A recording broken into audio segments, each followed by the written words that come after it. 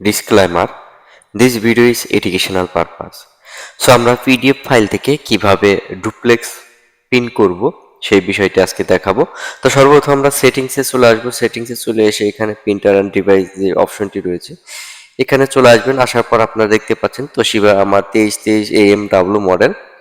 So এরকম hidden থাকলে হবে না, অবশ্যই আপনাকে আগে প্রিন্টারটি রান করতে হবে ফটোকপিটি।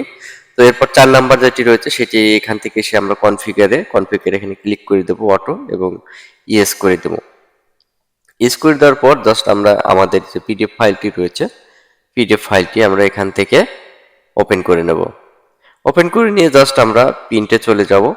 এখান থেকে আমরা প্রিন্ট অপশন রয়েছে, প্রিন্ট অপশনে চলে যাব। এখান থেকে আমরা তোশিবাটা সিলেক্ট করে দেব এবং এখানে প্রিন্ট প্রপার্টিসে এসে আমরা এখান থেকে জাস্ট প্রিফারেন্স প্রপার্টিস থেকে আমরা এখান থেকে এই টিক মার্কটি অন করে দেব। যদি না থাকে তাহলে অন করে দেবো এবং এই প্রথমটি সিলেক্ট করে ওকে করে দেব।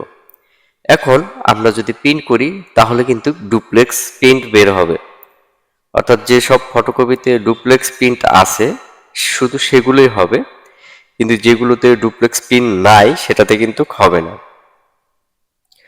তো এবার আমরা প্রিন্টিং দিয়েছি এবং দেখতে পাচ্ছেন আমার এখানে প্রিন্ট হচ্ছে। একবার প্রিন্ট হয়ে গেল, আবারও প্রিন্ট হচ্ছে, অর্থাৎ ডুপ্লেক্স দুই পাশেই কিন্তু প্রিন্ট হচ্ছে। দেখুন একবার বের হয়ে যাচ্ছে আবার হচ্ছে।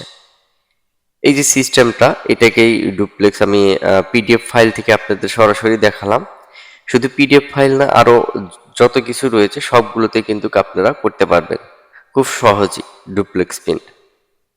সো এই ধরনের ভিডিও পেতে এবং আপনারা নতুন নতুন ভিডিও পেতে কমেন্ট বক্সে কমেন্ট করবেন কি ধরনের ভিডিও চান, সেই ধরনের ভিডিও কিন্তু আপনাদের মাঝে দেওয়ার চেষ্টা করব। সো দেখতে পাচ্ছেন আমাদের এখানে ডুপ্লেক্স প্রিন্ট হচ্ছে। সো সবগুলো হয়ে যাওয়ার মধ্যে ওকে, এখান থেকে দেখুন আমার ডুপ্লেক্স প্রিন্ট হয়ে গিয়েছে।